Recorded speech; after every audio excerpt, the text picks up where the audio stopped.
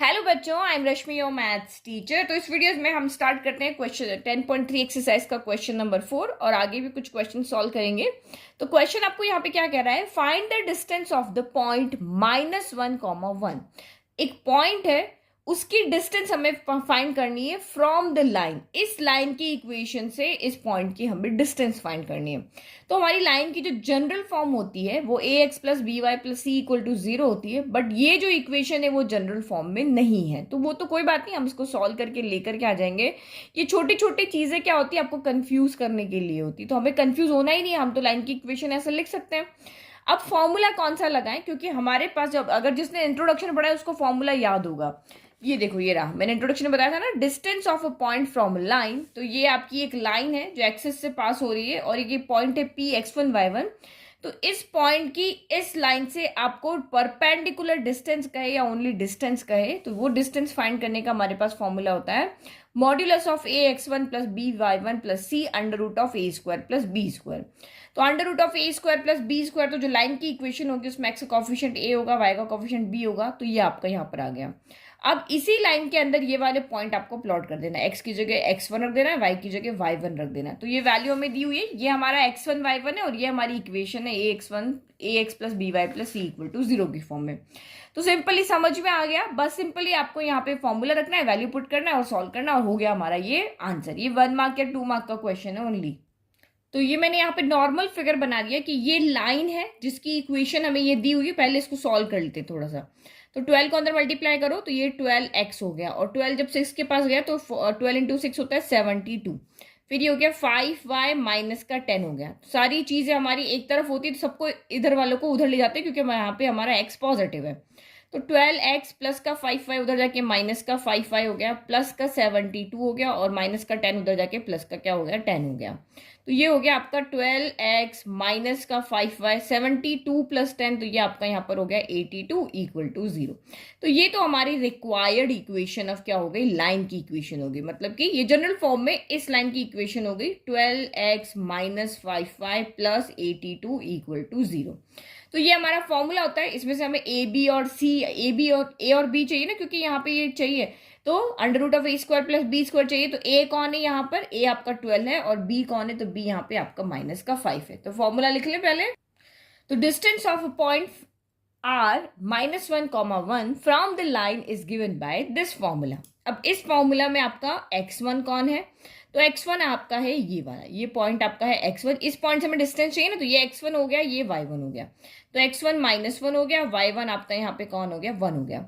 और a b c कौन हो गए, तो a b c इस इक्वेशन में हम देखेंगे तो x का कॉफिशिएंट यहाँ पे क्या हो जाएगा, ये आपका a यहाँ पर हो जाएगा 12, y का कॉफिशिएंट ये आपका यहाँ पे b हो जाएगा, b इक्वल टू माइनस का 5 हो गया, और c जो है वो कांस्टेंट कितना यहाँ पे आपका 82 है, तो ये हो जाएगा।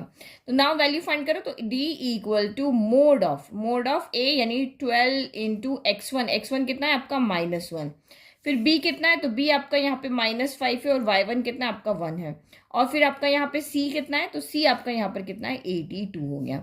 Under root of A square plus B square, तो ए स्क्वायर कितना है आपका यहाँ पे 12 का स्क्वायर हो गया, और बी स्क्वायर कितना है, तो -5 का स्क्वायर हो गया। बस फॉर्मूले में वैल्यू तो रखनी है हमें। तो d इक्वल टू ये आपका यहाँ पे कितना हो जाएगा, मोड ऑफ 12 इंटू -1, तो ये माइनस का 12 हो गया। फिर 5 इंटू 1 5 हो गया, और प्लस माइनस का ये भी आपका यहाँ पर 5 हो गया, और प्लस का यहाँ पर 82 का 82 ही रह गया। फिर आप अंडर रूट करो, 12 का स्क्वायर कितना होता है, तो 144 होता है, माइनस का स्क्वायर प्लस, और 5 का स्क्वायर हो गया आपका 25। अब ऊपर आप यहाँ पे सॉल्व कर लो, तो ये आप यहाँ पे जब सॉल्व करोगे तो 12 माइनस प्लस हो जाता है ना, तो ये 12 प्लस 5 आपका यहाँ पे कितना हो जाएगा, 17 हो जाएगा, लेकिन साइन नेगेटिव आएगा क्योंकि दोनों नेगेटिव है। तो -17 प्लस आपका 82 और मोड हो गया, और ये आपका यहाँ पर हो गया 169 हो गया। तो 169 हमें पता है 13 का स्क्वायर होता है, या अंडर रूट 169 आपका 13 होता है। तो d इक्वल टू यहाँ पे कितना हो गया, 82 में से आपका 17 गया, तो ये आपका यहाँ पर बचा 65 बच गया, 65 बच गया।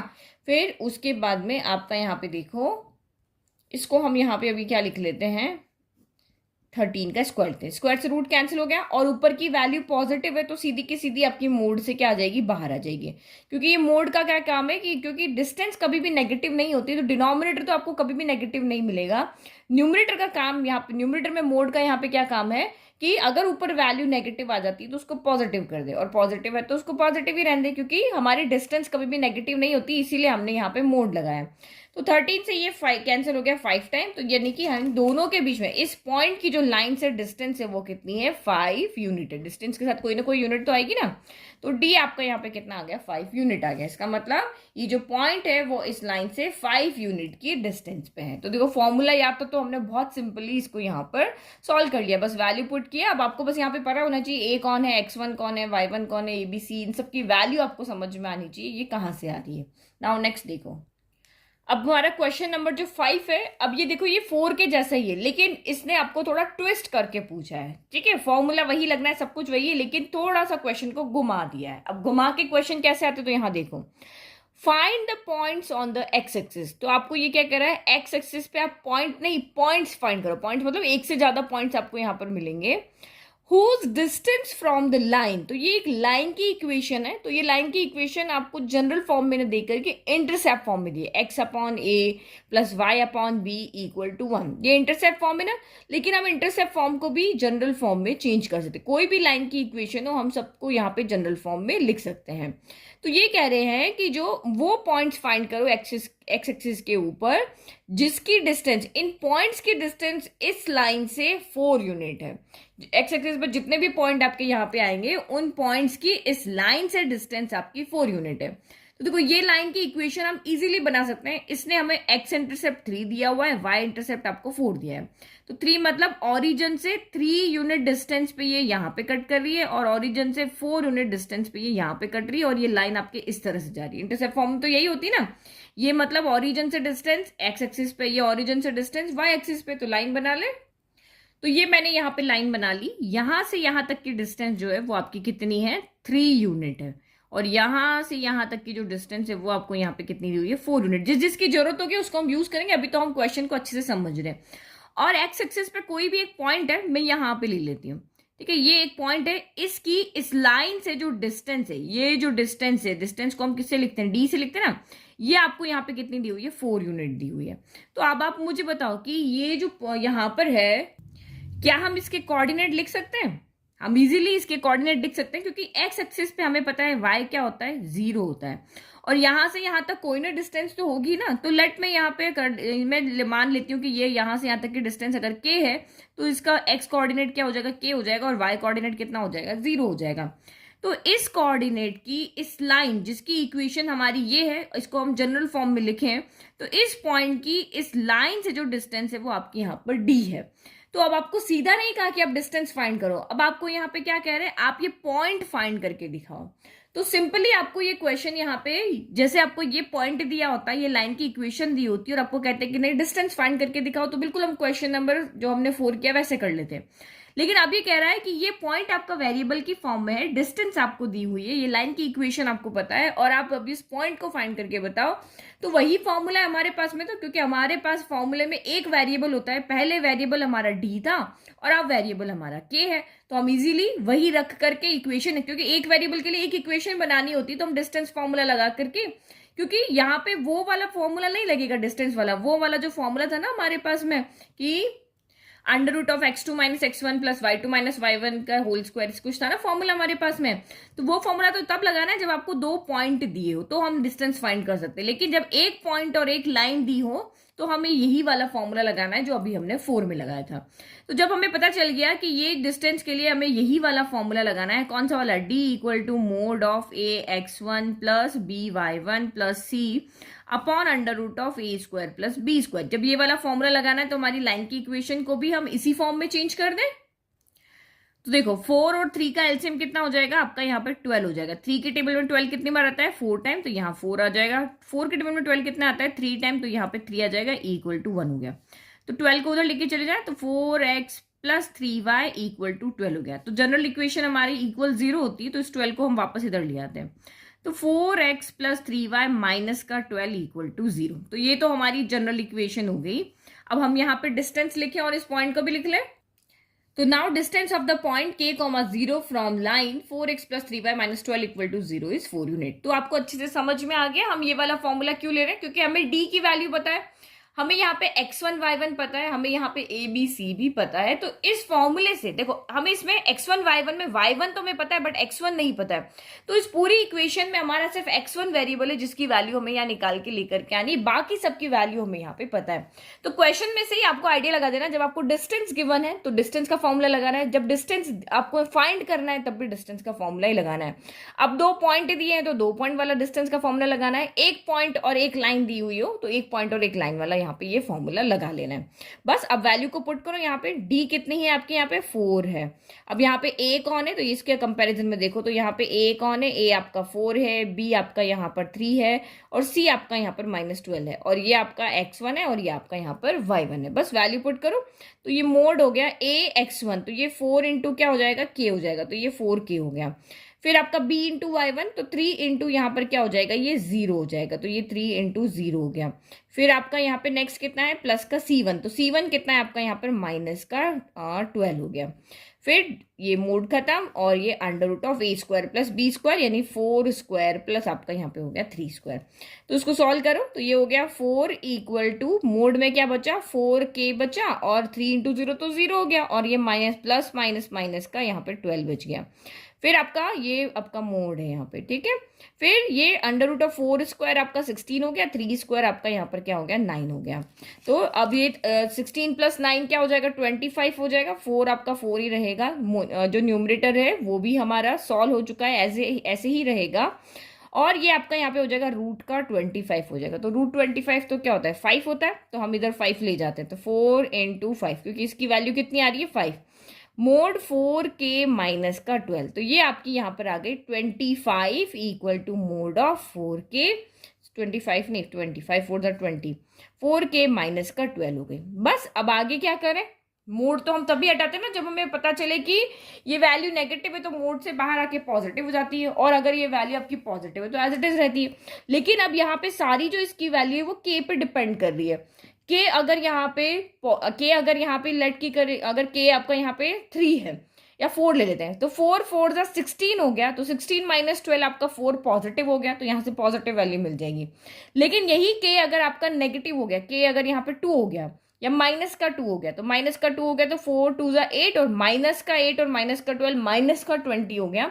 तो ये जो वैल्यू है वो हमें पॉजिटिव वैल्यू भी दे रही है, हमें नेगेटिव वैल्यू भी दे रही है। ये सारी वैल्यू किस पे डिपेंड कर रही है, आपकी के पे डिपेंड कर रही है। ये देखो मैंने लिखा अगर k इक्वल टू 4 है तो हमें यहाँ पे वैल्यू सॉल्व करके 4 मिल रही है, अगर k इक्वल टू -2 है तो 4k माइनस 12 को जब हम सॉल्व करते हैं हमें वैल्यू नेगेटिव मिल रही है। मतलब कि ये वाला जो यहाँ पर है, जो ये मोड लगा हुआ है, इसको यहाँ इसके अंदर हमें पॉजिटिव वैल्यू भी मिल सकती है, इसके अंदर हमें नेगेटिव वैल्यू भी मिल सकती है। तो पॉजिटिव वैल्यू मिलेगी तो ये इसको प्लस कर देगा, लेकिन नेगेटिव वैल्यू, पॉजिटिव वैल्यू होगी तो एज इट इज बाहर आ जाएगा, लेकिन नेगेटिव वैल्यू होगी तो मोड को यहाँ पे काम करना पड़ेगा। तो अब हम यहाँ पे क्या कह रहे हैं कि हम जब इसको सॉल्व कर रहे हैं अंदर वाले को, तो अब जब तक हमें के की वैल्यू नहीं पता हम डिसाइड नहीं कर सकते मोड यहाँ पे काम करेगा या नहीं करेगा। तो हम सिर्फ यहाँ पे यही कह सकते हैं कि ये जो अंदर की वैल्यू है ये हमें पॉजिटिव वैल्यू भी दे सकती है और हमें नेगेटिव वैल्यू भी दे सकती है। तो जब ये दोनों वैल्यू दे सकती है तो हमें दोनों के लिए इसको सॉल्व करना पड़ेगा। तो एक बार प्लस के लिए सॉल्व करते हैं, एक बार माइनस के लिए। तो केस बन रहे हैं, पहले वाला केस हम ले लेते हैं 20 इक्वल टू 4k माइनस का 12, ये 4k माइनस का 12 है, तो माइनस का 12 उधर जाके क्या बन जाएगा, प्लस का 12 यहाँ पे बन जाएगा। तो 20 प्लस 12 आपका यहाँ पर कितना हो गया, तो 20 प्लस 12 आपका यहाँ पर हो गया 32, तो ये हो गया आपका 32। अब 32 के डिवाइड में यहाँ पे 4 आ जाएगा, तो ये यहाँ पे मैंने पहले माइनस करके प्लस करके सॉल्व किया ना, तो इसको पूरा सॉल्व करते हैं। तो ये यहाँ पे जब आपने इसको सॉल्व करोगे तो ये 32/4 इक्वल टू आपका के हो जाएगा। तो 4 के टेबल में 32 कितने बार आता है, 8 टाइम आता है ना, तो ये आपका के यहाँ पर कितना हो जाएगा, 8 हो जाएगा। फिर नेक्स्ट अब यहाँ पे लेते हैं, जब हमारे पास इसको सॉल्व करके नेगेटिव वैल्यू आ रही है, नेगेटिव वैल्यू आएगी दैट मीन्स बाहर माइनस आएगा। तो अब इसको सॉल्व करो, 20 इक्वल टू माइनस अंदर गया, माइनस का 4k और माइनस माइनस प्लस का यहाँ पर क्या हो गया 12 हो गया। अब वैल्यू लेकर नहीं है, 12 को उधर लेके जाओ, तो ये 20 प्लस का 12 उधर गया, तो ये माइनस का 12 हो गया इक्वल टू माइनस का 4k यहाँ पर हो गया। तो ये कितना बच गया, यहाँ से 8 बच गया, ये माइनस का 4 यहाँ पे डिवाइड में, यहाँ से सॉल्व किया 8 आ गया, माइनस का 4 मल्टीप्लाई से यहाँ पे डिवाइड में आ जाएगा, तो 4 के टेबल में 8 आया आपका यहाँ पर 2 टाइम। तो this implies k equal to यहाँ से कितना आ रहा है, माइनस का 2 आ रहा है। तो उसने कहा ना पॉइंट्स फाइंड करके बताओ, तो हमें इस k की 2 वैल्यू मिली है, एक हमें 8 मिली है, एक हमें -2 मिली है। तो ये पॉइंट अगर आपका पॉजिटिव एक्स एक्सिस पे है तो ये पॉइंट आपका कितना हो जाएगा 8,0 हो जाएगा। और यही पॉइंट अगर आपका नेगेटिव एक्स एक्सिस पे जाता है तो नेगेटिव एक्स एक्सिस से अगर इसकी डिस्टेंस हम लाइन की फाइंड करते हैं तो ये पॉइंट आपका -2, कितना हो जाएगा 0 हो जाएगा। देखो एक्स एक्सिस पे, देखो एक्स एक्सिस पे पॉइंट दो ही जगह मिल सकते हैं, या तो वो पॉजिटिव एक्सिस पे मिले या फिर वो नेगेटिव एक्स एक्सिस पे मिले, यही चीज हो सकती है ना। तो hence the required points are 8,0 and -2,0। ये हमारा इसका आंसर हो गया। नाउ नेक्स्ट क्वेश्चन देखो। नाउ क्वेश्चन नंबर 6 आपका यहाँ पे क्या कह रहा है, क्वेश्चन नंबर 6 के 2 पार्ट है। Find the distance between parallel lines. तो आपको यहाँ पे कह रहा है कि दो लाइन से, देखो पहली इक्वेशन में एक लाइन ये रही, दूसरी लाइन ये रही, अब ये दोनों लाइंस आपस में पैरेलल है और इनके बीच में डिस्टेंस फाइंड करो। तो डिस्टेंस फाइंड करने के लिए मैंने आपको ये बताया था जब आपका इंट्रोडक्शन था, distance between two parallel lines, ये दोनों लाइंस पैरेलल है और इन दोनों के बीच में हमने डिस्टेंस फाइंड किया था। तो फॉर्मूला हमने रखा था C1 - C2 √(a² + b²। अगर आपकी लाइन की इक्वेशन क्या हो, इस फॉर्म में हो, ये वाली फॉर्म में ही हमारे पास है ना इक्वेशन, देखो ax + by + c = 0, ax + by + c = 0। तो देखो दोनों के a और b सेम है, यहाँ भी 15x 8y, यहाँ भी 15x 8y है, लेकिन C1 C2 अलग है, यहाँ -34 है, यहाँ प्लस का 31 है। तो हमारा फॉर्मूला हो जाता है C1 - C2, मोड तो आएगा ही आएगा क्योंकि डिस्टेंस है, तो डिनोमिनेटर तो कभी भी नेगेटिव आएगा नहीं, लेकिन अगर न्यूमरेटर नेगेटिव आता है तो ये मोड एक्टिव होकर अपना काम कर लेगा। तो जब ये लाइन हमारी इस फॉर्म में होती है तो हम ये वाला फॉर्मूला लगाते हैं, और जब स्लोप फॉर्म में आपकी लाइंस होती है y = mx + c की फॉर्म में, तो हम ये सेम एक ही फॉर्मूला आप याद रख लो, इससे ये भी आ जाएगा क्योंकि यहाँ पे भी आप कोफिशिएंट देख सकते हो। ठीक है, तो ये वाला फॉर्मूला हम यहाँ पे देखते हैं, mode of C1 - C2 √(a² + b²। ये वाला फॉर्मूला हमें यहाँ पर लगाना है। दोनों लाइन की इक्वेशन मैंने लिख लिया, इस लाइन को मैंने यहाँ पे क्या कर लिया, L1 लाइन ले लिया, इसको मैंने L2 लिया। अब दोनों के बीच की डिस्टेंस D है और इसको फाइंड करने का ये आपके पास फॉर्मूला है। तो ए बी तो आप किसी को भी ले लो, क्योंकि दो लाइन जब पैरेलल होती है तो हमने क्लास 10th में भी पढ़ा था कि A1/A2, A1/A2 कौन होता है, एक्स का कॉफिशिएंट, पहली लाइन का कॉफिशिएंट को A1 कहते हैं, दूसरी लाइन के कॉफिशिएंट को A2 कहते हैं।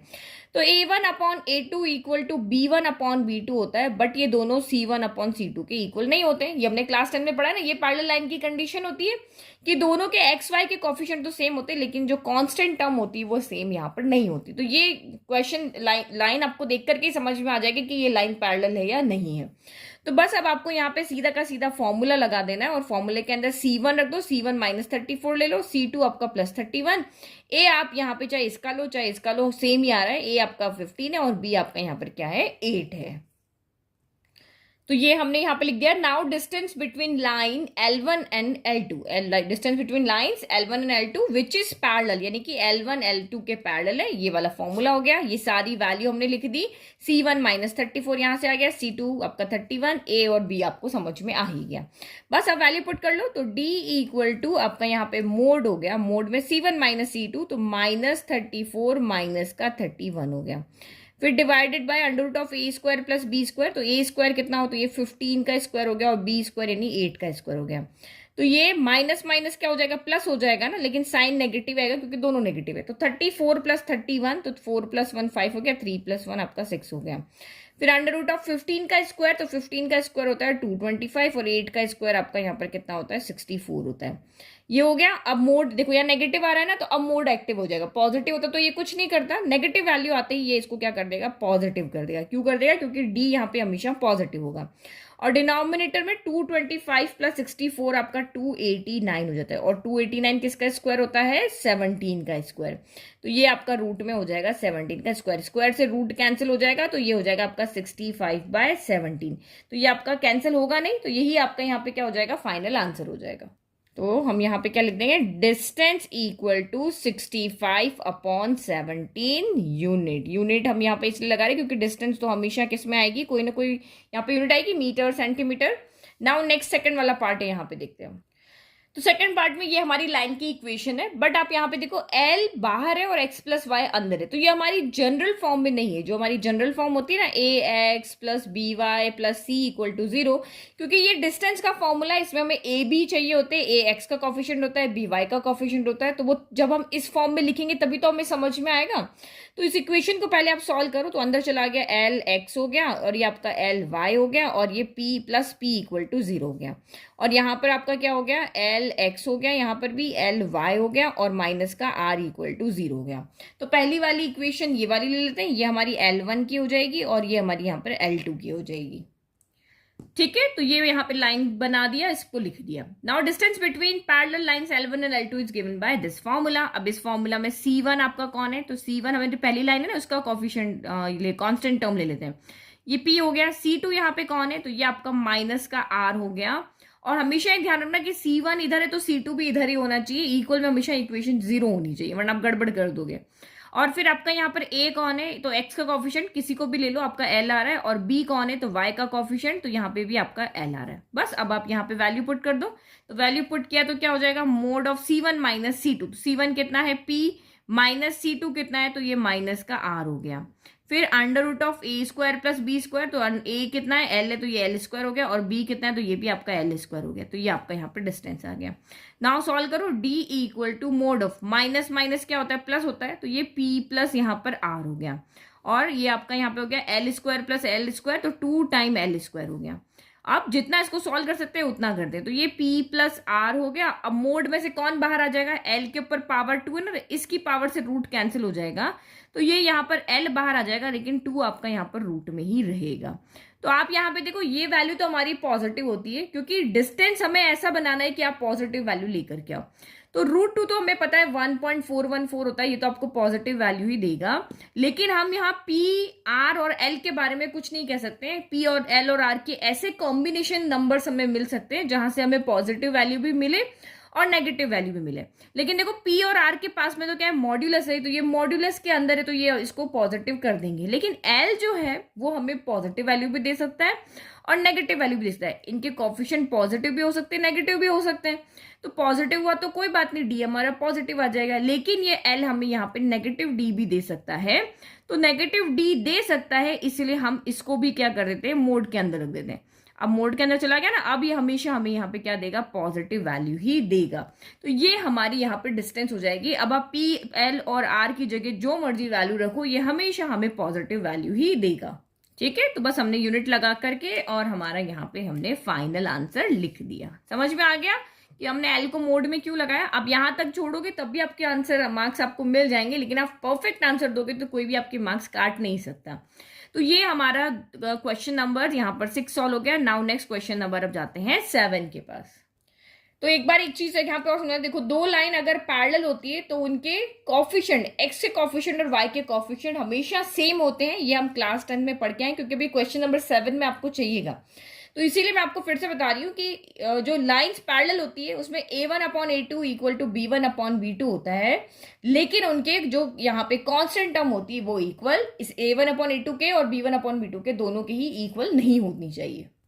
देखो अब क्वेश्चन नंबर आपको यहाँ पर 7 क्या कह रहा है, फाइंड इक्वेशन ऑफ लाइन। आप एक लाइन की इक्वेशन हमें बना करके बताओ। तो इक्वेशन की लाइन तो हम एक्सरसाइज 10.2 में बना रहे थे ना, तो यहाँ पर भी आपको लाइन की इक्वेशन बनानी है। तो आपके दिमाग में वो लाइन वाले इक्वेशन बनाने के फॉर्मूलाज सारे आपके दिमाग में होने चाहिए।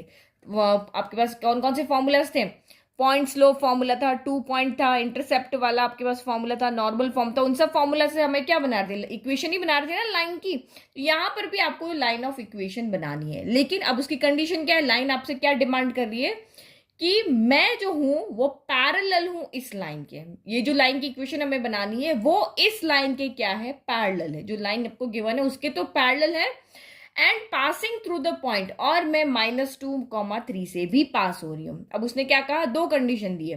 पहली कंडीशन तो ये है कि वो इस लाइन के पैरेलल है, किस लाइन के, इस लाइन के। और दूसरी कंडीशन ये है कि वो -2, 3 से क्या हो रही है, पास हो रही है। तो पहले देखो फिगर बना ले, फिर आपको थोड़ा सा अच्छे से समझ में आएगा। तो दो लाइनें यहाँ पे, एक L1 है एक L2 है। तो इसकी इक्वेशन हमें यहाँ पर फाइंड करनी है, किसकी, L1 की।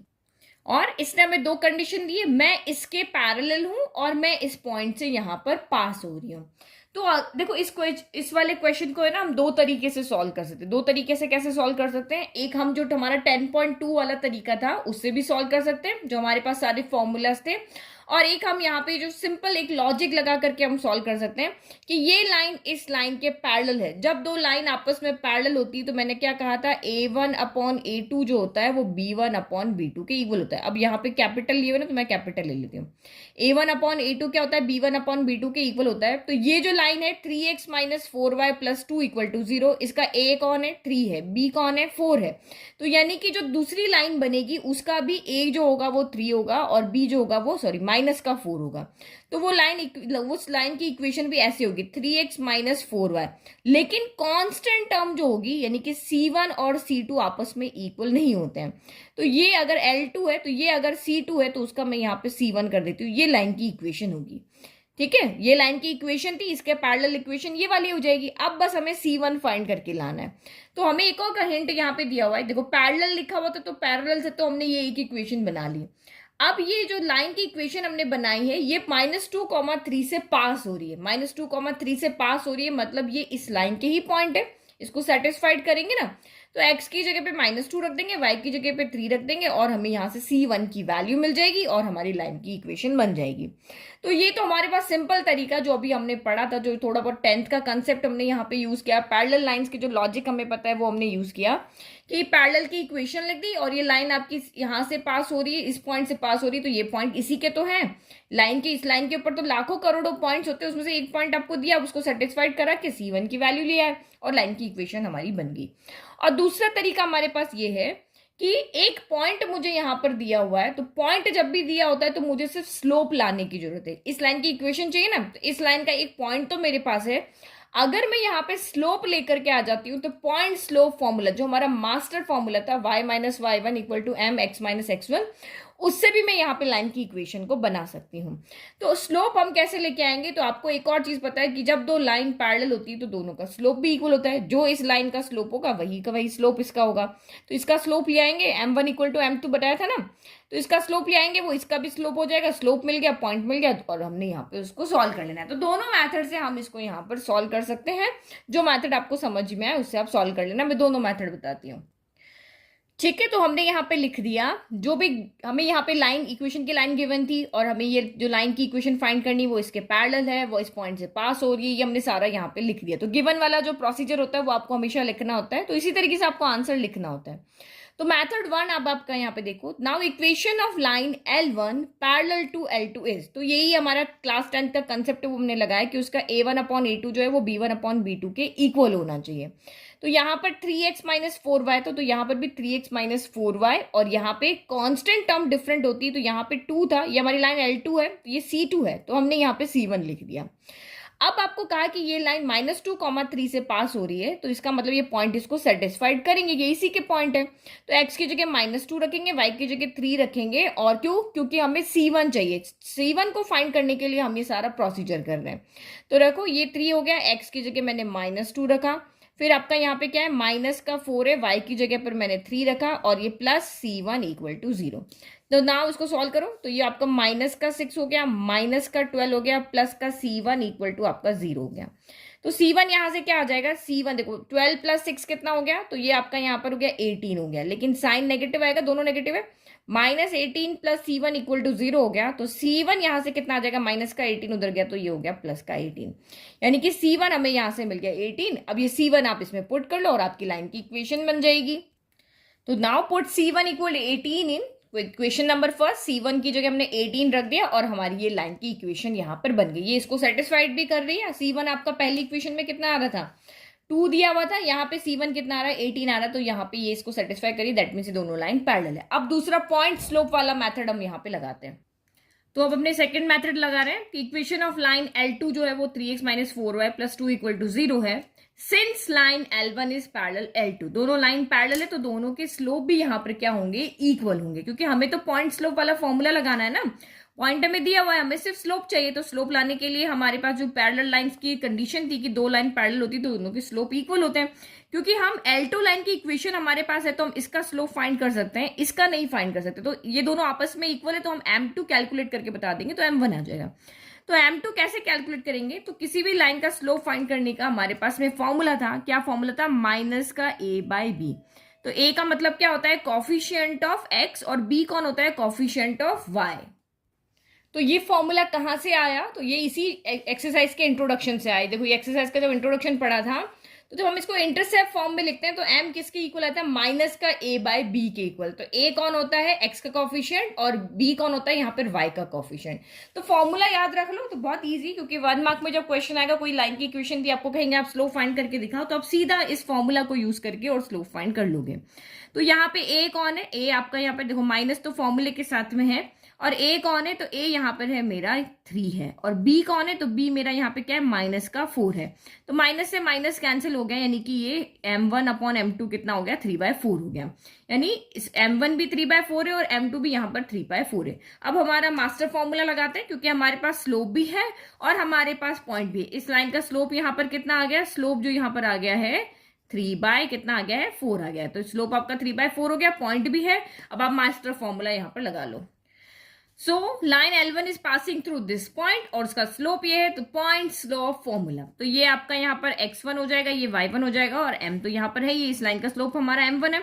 तो वैल्यू पुट कर लो, y माइनस y1, तो ये आपका 3 हो गया। m1 कितना है आपका 3/4 है, और x माइनस x1 कितना है, तो ये माइनस का आपका यहाँ पर 2 है। बस अब इसको सॉल्व कर लो, ये y माइनस 3 हो गया, ये 4 उधर चला जाएगा मल्टीप्लाई होने, तो ये यहाँ पे 4 लिख लेते हैं, equal to 3x minus minus, तो ये हो गया आपका यहाँ पर 2 हो गया।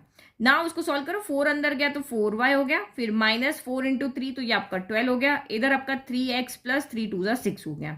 तो अब ये x पॉजिटिव होना चाहिए, तो हम इनको इधर लेकर के आ जाए सबको, तो इधर आपका 0 बच जाएगा, ये आपका 3x हो गया, प्लस का 4y इधर आके माइनस का 4y हो गया, माइनस का 12 इधर आके प्लस का 12 हो जाएगा, तो 12 प्लस 6 आपका यहाँ पर क्या हो जाएगा, 18। And this is our required equation. देखो दोनों इक्वेशन आपकी सेम आ रही है, चाहे ये वाली इक्वेशन देखो, चाहे इस वाले मेथड से करो, चाहे उस वाले मेथड से करो, दोनों ही मेथड से आपकी सेम इक्वेशन यहाँ पर लाइन की बन करके आ रही है।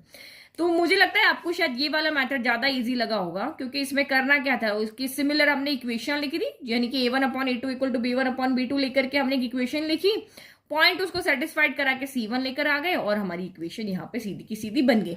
तो जिसका जैसा कंसेप्ट क्लियर है उस मेथड से इसको सॉल्व कर लेना। नाउ नेक्स्ट देखो,